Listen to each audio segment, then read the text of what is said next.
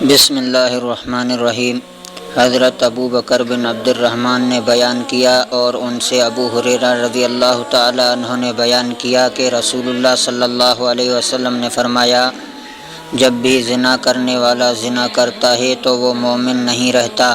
جب بھی کوئی شراب پینے والا شراب پیتا ہے تو وہ مومن نہیں رہتا،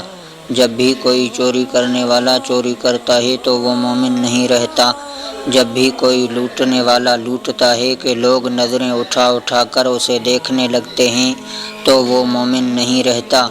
اور ابن شہاب سے روایت ہے، ان سے سعید بن مسیب اور ابو سلمہ نے بیان کیا، ان سے ابو ہریرہ رضی اللہ عنہ نے نبی کریم صلی اللہ علیہ وسلم سے اسی طرح سوا لفظ نہبتن کے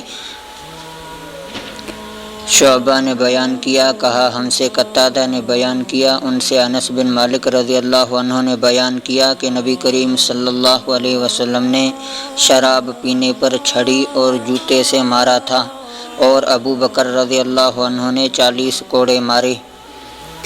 حضرت عقبہ بن حارث رضی اللہ عنہ نے بیان کیا کہ نعیمان یا ابن نعیمان کو شراب کے نشہ میں لایا گیا تو رسول اللہ صلی اللہ علیہ وسلم نے گھر میں موجود لوگوں کو حکم دیا کہ انہیں ماریں، انہوں نے مارا۔ عقبہ کہتے ہیں کہ میں بھی ان لوگوں میں تھا جنہوں نے اس کو جوتوں سے مارا۔ حضرت عقبہ بن حارث رضی اللہ عنہ نے بیان کیا کہ نبی کریم صلی اللہ علیہ وسلم کے پاس نعیمان یا ابن نعیمان کو لایا گیا، وہ نشہ میں تھا۔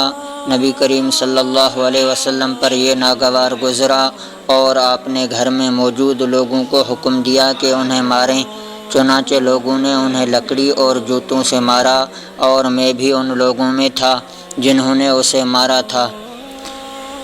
قتادہ نے بیان کیا، ان سے انس رضی اللہ عنہ نے بیان کیا کہ نبی کریم صلی اللہ علیہ وسلم نے شراب پینے پر چھڑی اور جوتوں سے مارا تھا، اور ابو بکر رضی اللہ عنہ نے 40 کوڑے لگوائے تھے۔